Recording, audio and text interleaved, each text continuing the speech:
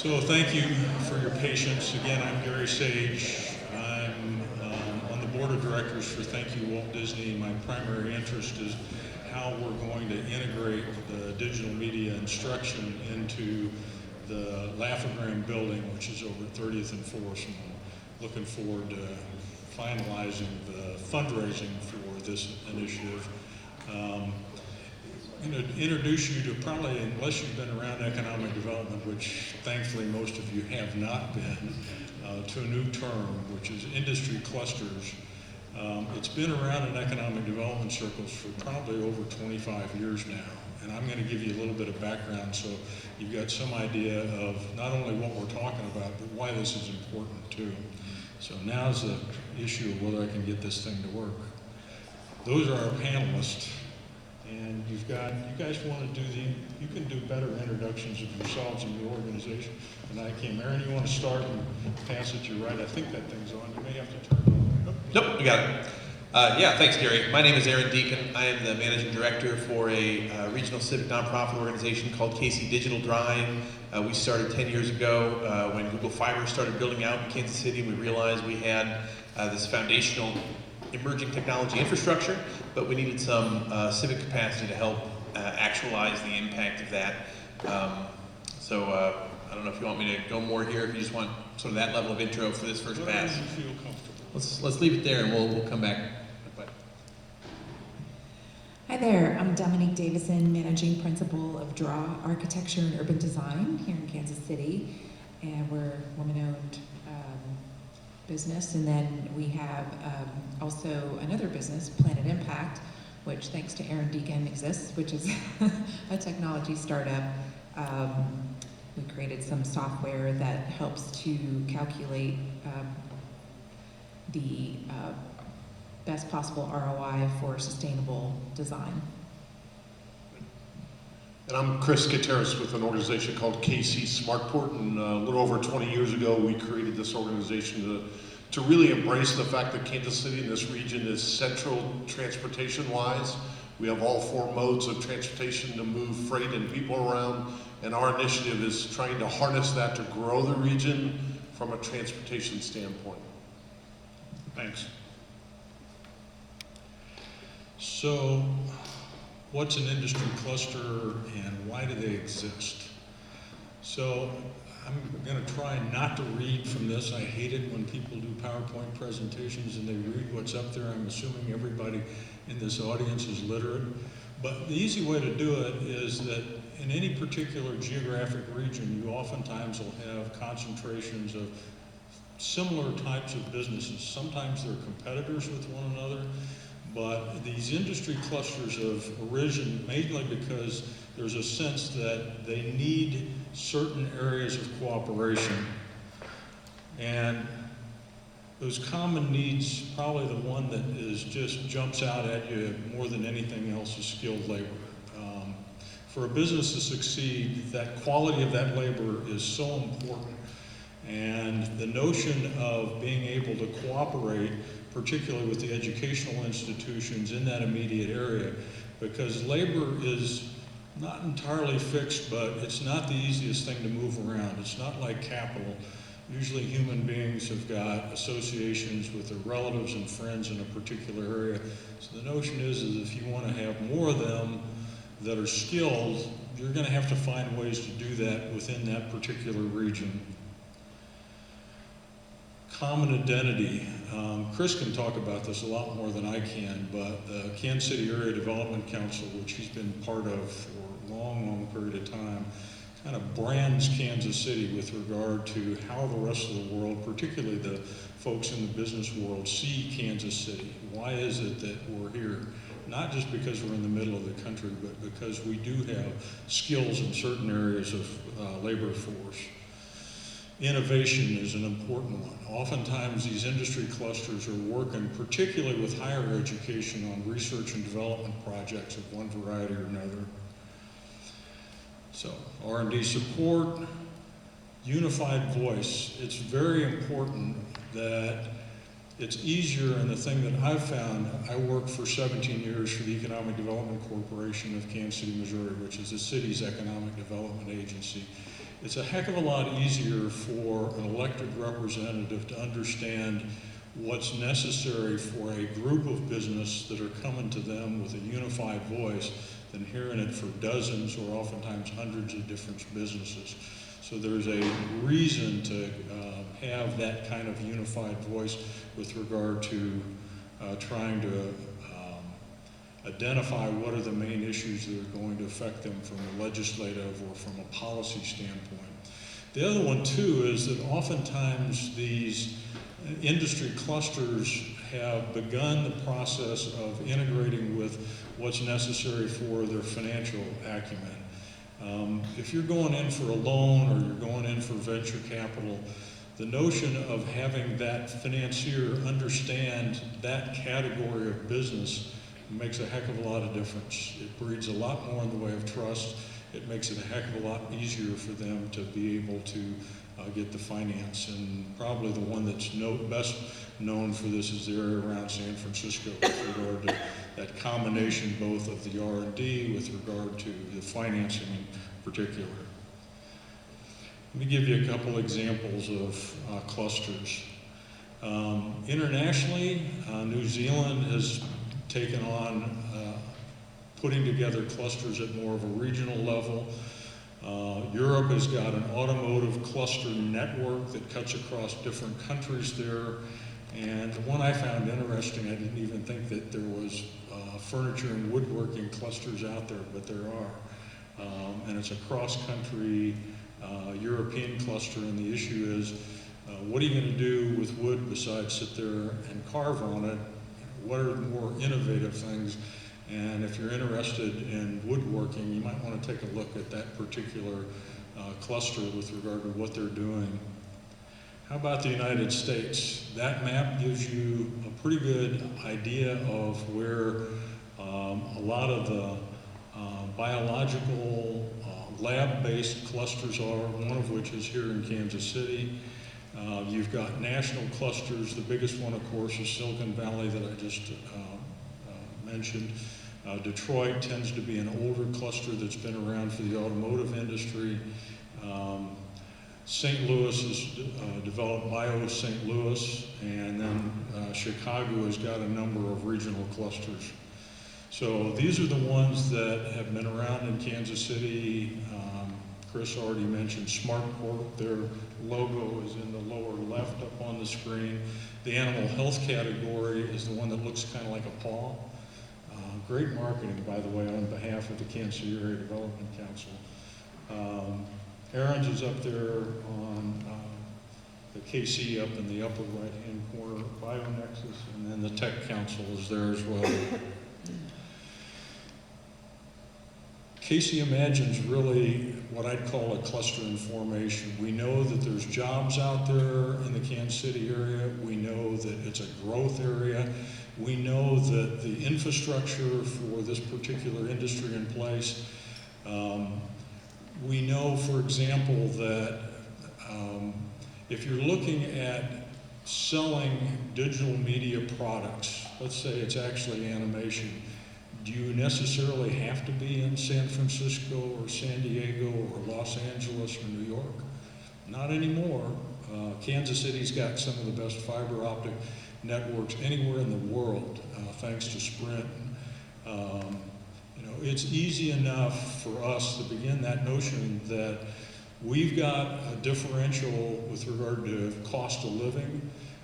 It's expensive to live out on the West Coast or the East Coast. So from the standpoint of just cost differential alone, I think the notion is that having KC Imagine and a cluster that's identified with Kansas City begins to give us an opportunity to nurture that industry or those businesses, and that's really what we're up to with KC Imagine. So we're at the point, I think, with KC Imagine where we're now beginning to figure out how do we begin to make this organization a real institution for the Kansas City metropolitan area, but also reaching out to our partners.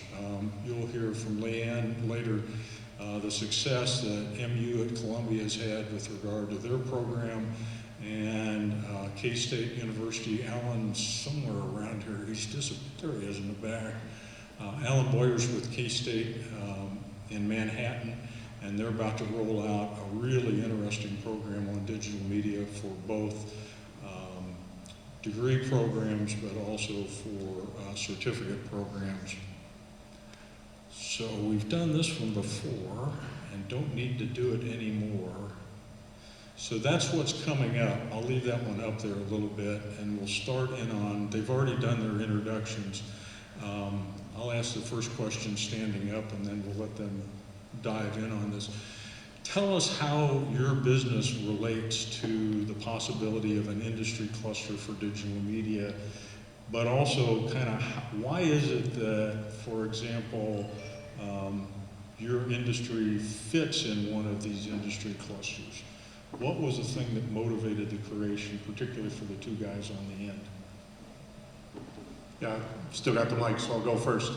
First, just the concept of digital media and the like. I mean, I see so many young students in front of us. I'm one of the old guys up here that maybe don't do as much digital media and other things as I should, but just the fact, as Gary said, digital media and other types of media, we as Kansas Cityans have a tendency not to talk about ourselves, not to talk about what's happening. We need to do more of that no matter what media we use. And really portray what's happening in this region. Like Gary said, you don't have to do it at the coast. There's extreme talented people in this market. And we describe this region when we talk to companies that should locate here, that this is a big little town. You've got everything a major city could want or desire to have, but you have that connection and that partnership and the desire for people to work together like a little town. And I think we can move that forward. But just, I'm a little bit of I get paid to sell Kansas City. One, I love to be like water because all of us have to do that. But think about this market we're in right now. We're about to host the NFL draft, whether you're a sports fan or not. It'll be the largest event Kansas City is ever going to host, followed by the World Cup. I know my friend Eric, the soccer fans are here. That World Cup in 2026 will be 10, 20 times bigger than what the NFL draft's going to be. Within minutes of us being picked for that, there were global stories about Kansas City. Not about World Cup, but about what's going on in this market. So you, again, students in the opportunity you have to move this forward from a digital media, wherever it could be, is tremendous. And again, if you've flown out of KCI recently, I apologize. We're letting it go down a little bit, but in a matter of days, months, we're gonna have one of the best terminals in the country, and again, another way to promote this region. So digital media, you name the media, the cluster around telling the story of Kansas City has to get more aggressive. We've got to tell that story. For Kansas City and SmartPort, my organization particularly, we have the infrastructure to make us a transportation hub, the railroads, the highways, the river system and the airport. We quickly realized that we weren't doing enough to tell that story. So back in the late 90s, we commissioned a study called the Mid-Continent Tradeway Study and said, look at that impact we already have. Let's tell that story. And as Gary said, we brought a number of people together that were in the sector, like you're planning to do here, to start to build that cooperative effort to tell the story about Kansas City. Today, we are one of only 15 markets around the country that have, I'm going to bore you, with over 300 million square feet of industrial real estate in our market. Tremendous opportunity. We've had record years over the last few years in terms of that growth. We're one of the top 3 cities for transportation infrastructure, and it continues. Recent successes around that, if you saw the Panasonic announcement last year, Panasonic's going to build EV batteries here, and next generation, next technology. We're recognized as one of the top 5 states to bring electric technology forward. Again, in Kansas City, we need to say that very loudly to the world, and I think bringing a group together to really partnership and bring that cooperative effort to tell the story is critical to us, and I think it's happening in a lot of different sectors. This new one is not a new one, it's always been here, but the voice is gonna get louder, so I think that's key to what we need to do. Aaron, you want to take it real quick? I do have something to add to that. Is that okay? Yeah. So one logo that was missing on your spreadsheet there is KC Global Design. So the architecture and engineering industry was identified as another real strong industry cluster for Kansas City, compared to other regions nationwide. And so along with the animal health corridor, construction, architecture, and engineering have also been a real focus of, and now we created an organization called Kansas City Global Design that now lives under KC ADC. And the goal of that organization is to really help people to understand what an incredible resource we have here in terms of architecture and engineering and construction firms.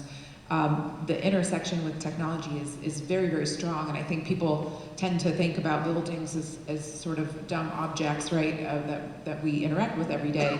But in fact, the designing of them, the visualization, and now the kind of retooling and understanding of how to make them operate as efficiently as possible with IoT and machine learning kind of layered over the top of that has opened up a whole new opportunity for what the building and construction industry really can be. And we've been really engaged in that at Draw, but also, you know, there's quite a few folks in town who are really advancing that those ideas for the whole industry nationwide or worldwide.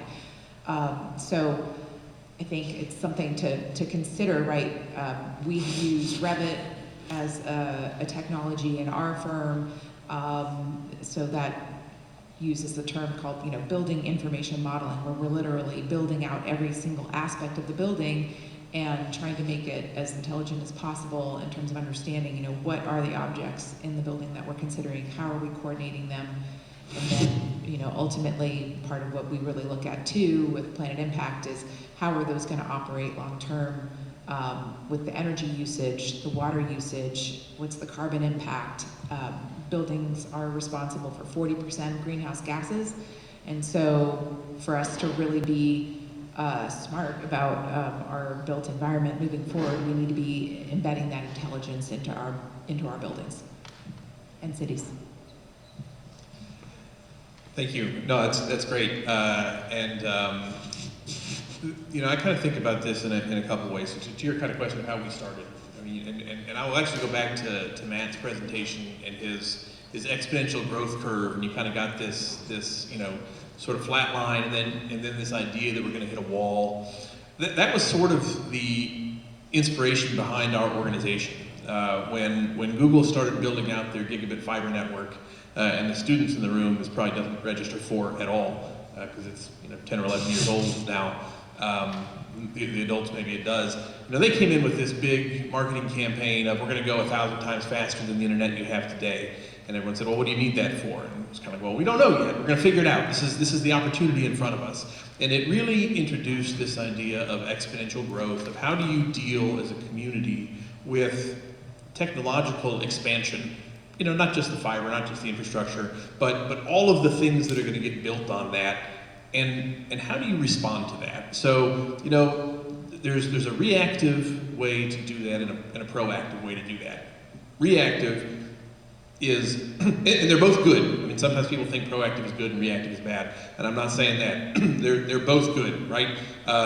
Reactive means there are now jobs, there is a digital media industry, there are, you know, TikTok videos that need to be created, and people need to do that work and take those opportunities, and all of the, you know, kind of the job descriptions and the things that Matt was talking about that they are doing, that is, and I hope that you don't take this the wrong way, this is not necessarily just being proactive and seeing the opportunity. It's, hey, we have clients that need to go out and do this. There's an opportunity in the market, and we're going to react to it and want to do that. And we want Kansas City to be able to respond to those opportunities. We have unique assets. We have unique capabilities. We want to continue to grow that in terms of the ability of the people that live here and are educated here and are grown and live here to be able to react to and take advantage of the opportunities that technology presents to us individually and as a community.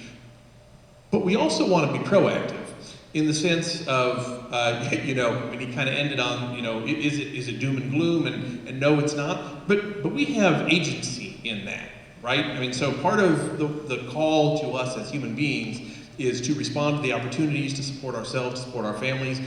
But we also have the opportunity to create not just the businesses and the workforce that we want, but the society that we want, and the human impacts, and to pursue, you know, truth and beauty and goodness and things that maybe AI isn't going to be able to do. And so, you know, we also want not just good companies and good students and a good workforce that can respond to opportunities, but thoughtful people that understand these technologies, that know what is coming and can help us be intentional about how we create community around or in an environment with this rapidly emerging technology. And so I think there's sort of this reactive, proactive comes to clusters as well. Sometimes clusters are developed by looking at the assets that you've got. Kansas City Area Life Science Institute, which is now BioNexus, I think SmartPort in some senses, KC Global Design. It's like, hey, we've got 8 of the top 30 engineering companies here, or whatever it is. We've got all of these assets. Let's take this and market it and give voice to this industry and pursue these common opportunities. There are other times, and I think this opportunity around digital media is one, where there are things that may not quite be even industries yet. We've spent a lot of time in the AR, VR space, which, Matt says is its infancy, it's emergent, but, 60 million people using it last year is a lot of people. And so, how do we be proactive? How do we build clusters where we may not have a whole lot of AR, VR firms here? We have a lot of firms that use it. We have a lot of people that are in the space, but, that cluster doesn't really exist yet. And so part of the opportunity here is to look at these different clusters and figure out how to support the ones that are going to exist and build that capacity. And so for us as an organization, on that circle diagram that Gary put together, there are some industry cluster orgs that take all 6 of those things that surround it and say, for the animal health industry, we want to support all 6 of these areas. Our organization is a little bit different in that we really focus on the innovation and some on the R&D space, and we look kind of across industries and say, okay, in healthcare, here's where we want to support the innovation ecosystem. In digital media, here's how we want to support the innovation ecosystem. That's kind of the role that we try to play, because the reality is, it's hard work to do these things. When you look at, say, as a university professor who's training, students in digital media, you need internship opportunities, you need real world learning opportunities, you need places to connect students to actual work projects. And if we have, 40 different high schools and 8 different, colleges, all trying to develop their own internship programs and their own relationships, that really taxes the community. It's a lot for, an organization like Barkley to have relationships with 40 different or 50 different schools and place internships. And so a lot of times you need intermediary organizations to help manage that. We do some of that. There are a lot of other organizations, KC I think on the unified voice. And they do that for multiple organizations to help to create voice, because that's what their expertise is. Our expertise is in the innovation ecosystem, we think there's a lot of opportunity in digital media. Good job. Appreciate the background. Talk a little bit about the issue of what do you see as the challenges for the early stages of any kind of industry cluster? What are you actually having to go through? Chris, you want to kick it off? I'll give you the... Sure. When SmartPort was created in the early 2000s, I think the challenge was getting the buy-in from the community and the industries, the companies that were involved in transportation logistics to be engaged and see that it wasn't a competitive position. It was about collectively telling the story to grow their economic base, to grow the workforce, to develop training and internships and other things. So it was getting that immediate buy-in, and the advice I give to any organization that's set up, you need to have that one champion, and in our case it had to be a private sector-led champion. It turned out to be Kansas City Southern Railroad that stepped up very aggressively to say this is something we all need to do to promote the Kansas City region and get that moving forward. And I think ultimately it was setting the goals and the parameters of what this organization was going to do and moving towards it. Not hypothetical, not, we want to be this. It was action-oriented to move things forward. And I think a lot of the organizations that was talked about here have done that. So that's one challenge. 2, as I said earlier, there are people that don't have a perception of what Kansas City is, and we need to make sure they realize, that this is a creative town, this is a forward-thinking town, and get people engaged to move here, bring the talent here, bring the finance here, bring other things, the technology, to grow that sector, whatever happens to be in this region. It has to be a external outreach to grow. We've got a tremendous base here. We talked about engineering and construction and others. There's a great base here, but we need to continue to grow it to continue to grow the sector forward.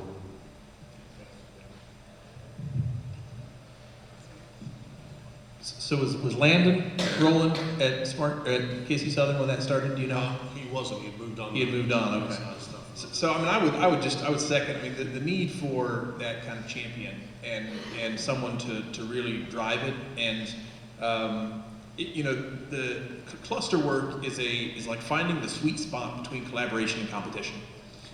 Because I mean, you know, we've talked with the engineering firms forever about different innovation initiatives, and like, well, you know, I'm a Black and Beach, but how am I going to play nice with Burns McDonnell on this piece? Or, you know, we're going after the same clients, or especially in the innovation space where people are really protective.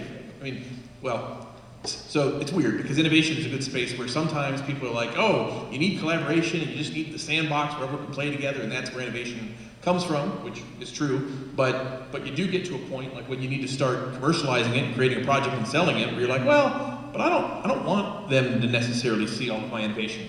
And so, you know, figuring out how you do that, how you actually structure programs, and how you be, to Chris's point, you know, action-oriented, because a lot of this devil gets worked out in the details when you actually do a thing. So you need to have a coalition of the willing who is willing to actually take on projects and commit to doing things, to be okay if everybody else doesn't want to play, because everybody is not going to necessarily get into the same sandbox, especially at the beginning. It takes a little while. People have different levels of trust, they have different levels of relationship, they have different levels of risk tolerance, and all of that kind of plays into how these form. But I think once you see some of the positive impacts, you see actions take place, results demonstrated, projects come out, and how that sort of balance between collaboration and competition actually manifests in a real context, then that creates, you know, additional trust, creates more comfort, and allows you to bring more people into the tent.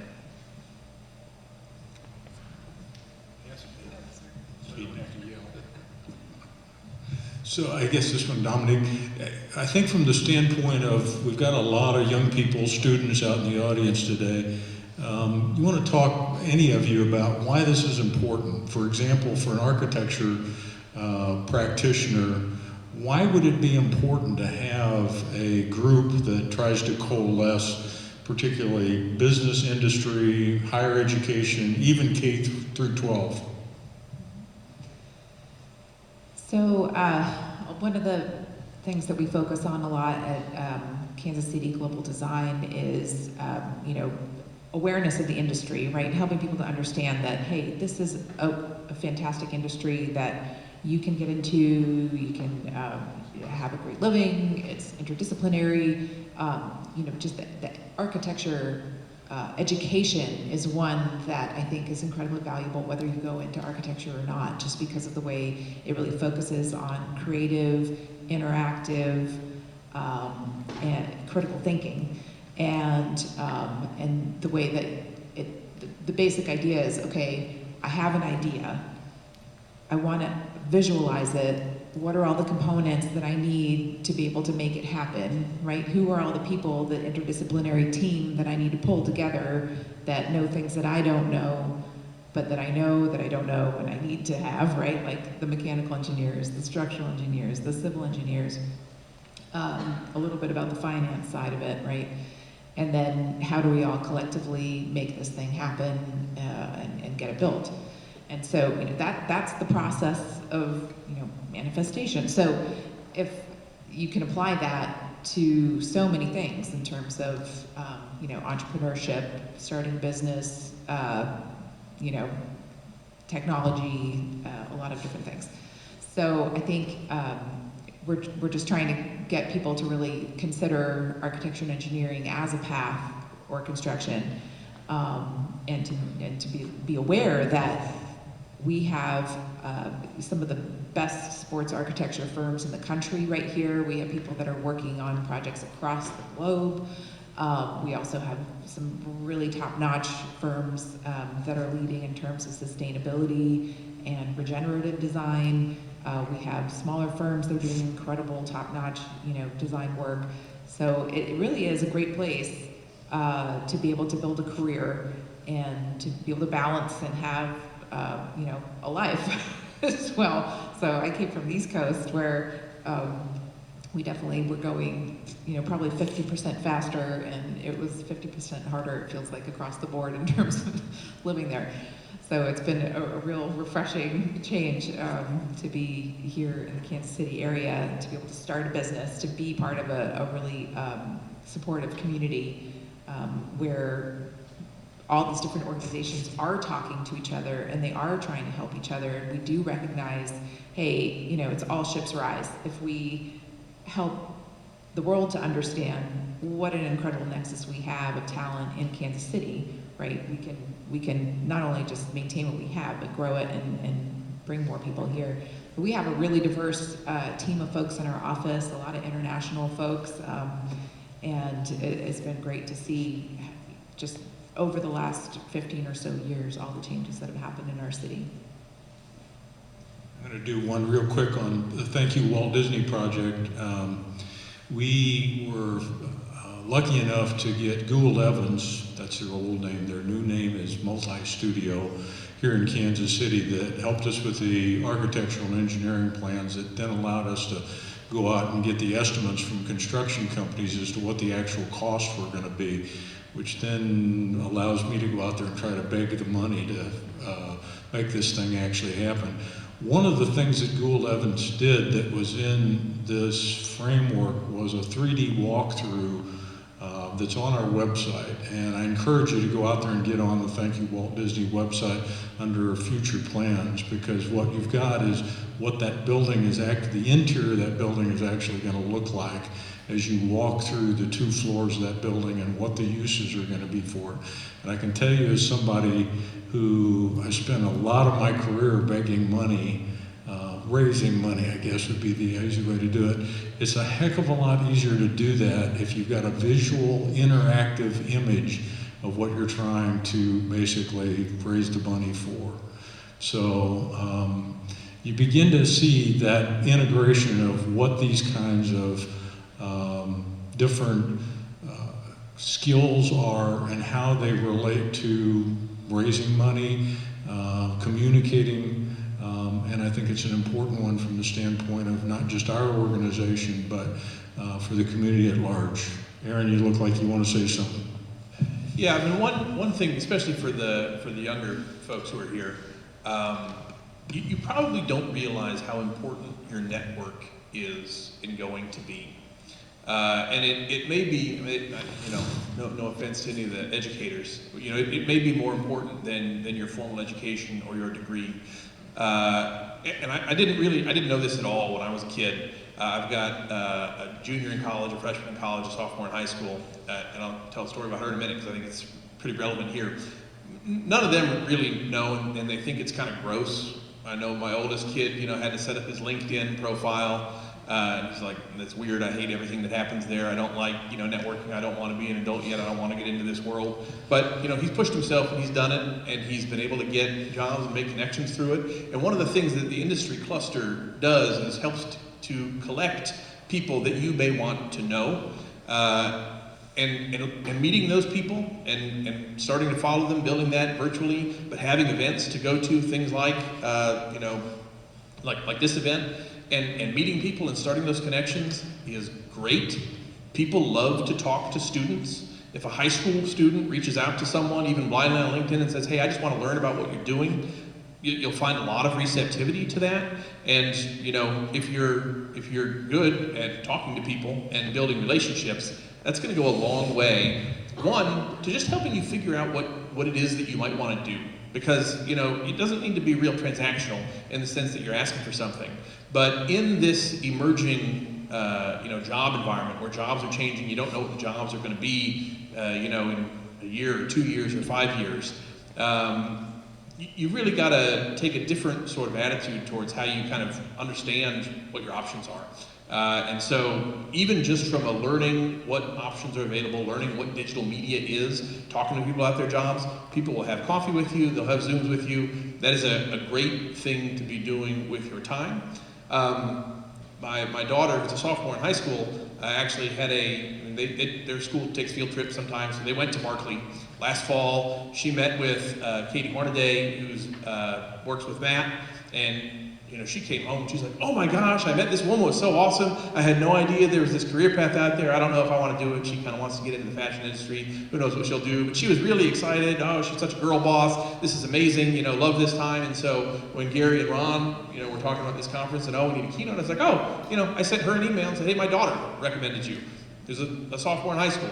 And she said, that's so cool. I'm glad she enjoyed it. You should meet Matt. I just think it's neat that it was through a student experience that Matt came to be on stage here tonight, and a good example of people in the workforce's willingness to interact with students and the ability of students to actually make a difference and make things happen.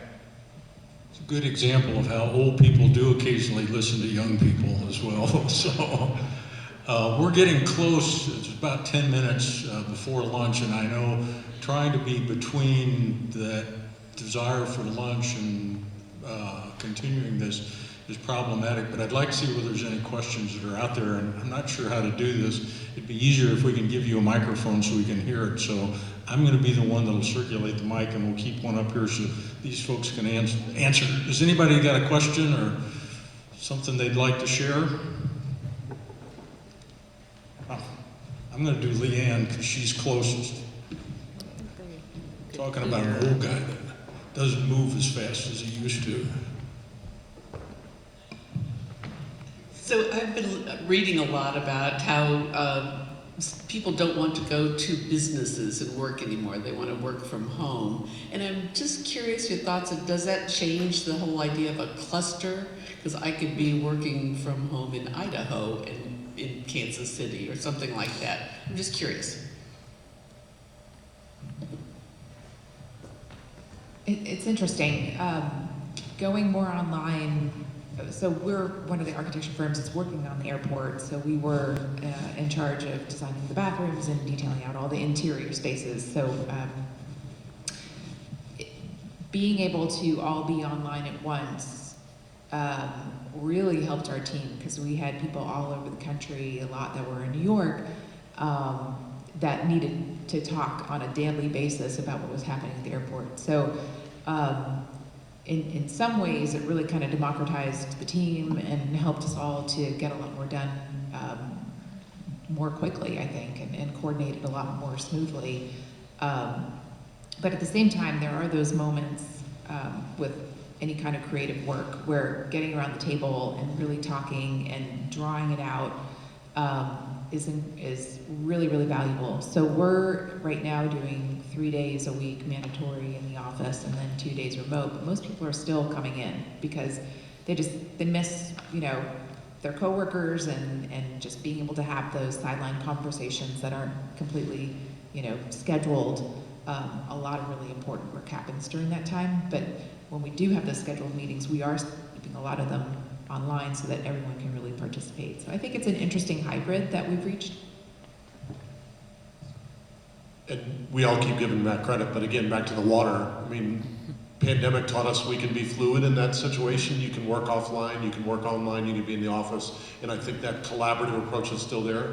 And from a cluster standpoint, it's still an industry working together to move something forward wherever they happen to be. And for Kansas City, during the pandemic, when people realized I can do this job at home, we saw a tremendous netting migration to Kansas City because of the great quality of life and the cost of living. They could still work for that company in California, but not have to deal with California and be here. And it really grew the market, which now they are active in other things in Kansas City, which is growing clusters around that. So I think it's not about present or not present. I think it's about the engagement, the collaboration in a competitive environment to make sure it moves forward. So I think there's positives. And in certain sectors, you've got to be there. I mean, you can't do certain things without being there. But I think that uniqueness of being both in and out is created more opportunities than it has the opposite. So, Aaron? Yeah, but we would love to be the first choice of digital media professionals who could work anywhere, but they decide to work here because they know that there's a strong community and there's a strong bank brand and there's going to be lots of job opportunities and for them to meet like-minded professionals. So that, I think, is really the advantage of the cluster. It encompasses both individuals who are working in a space who want to network, and then also the companies, because if there's a bunch of freelancers here or remote professionals, the chances of them then going on to start companies together is a lot better. Anybody else? Questions, suggestions? Oh, there's one. Just realize that you're between a question and lunch. So as industry leaders, how can we as CTE educators prepare students for or expose students to your industries?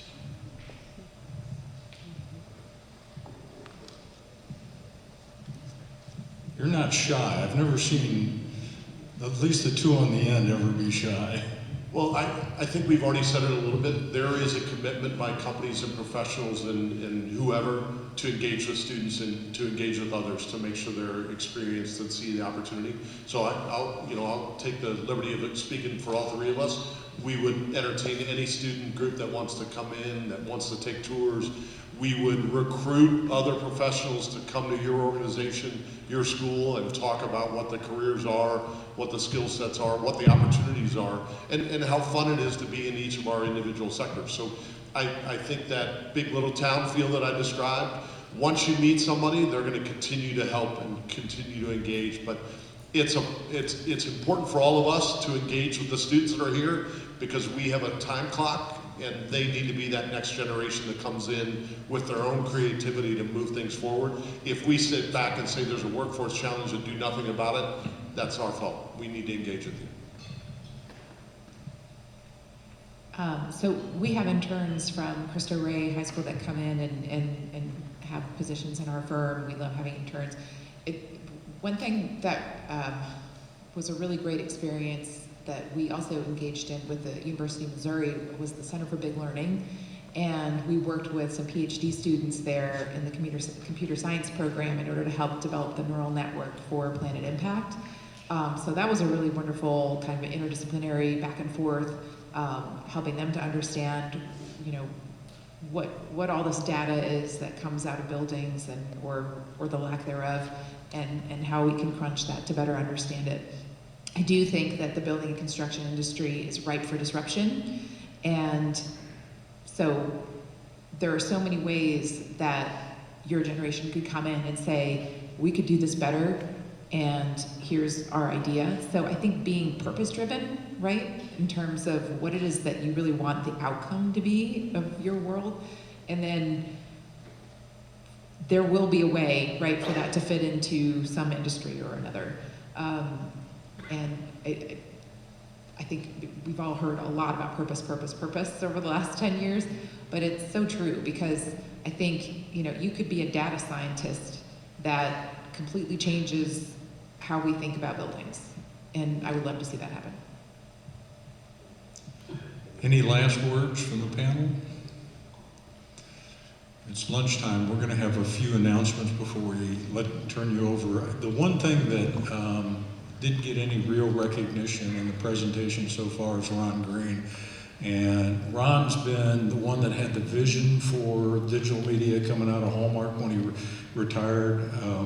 He's the one when I can't figure out how to turn on my damn computer, he's usually the one that even over the phone can help me wind my way through this as an old guy who didn't grow up with these damn things. So I just wanted to say thanks to somebody that I've got tremendous respect for. So, Jim.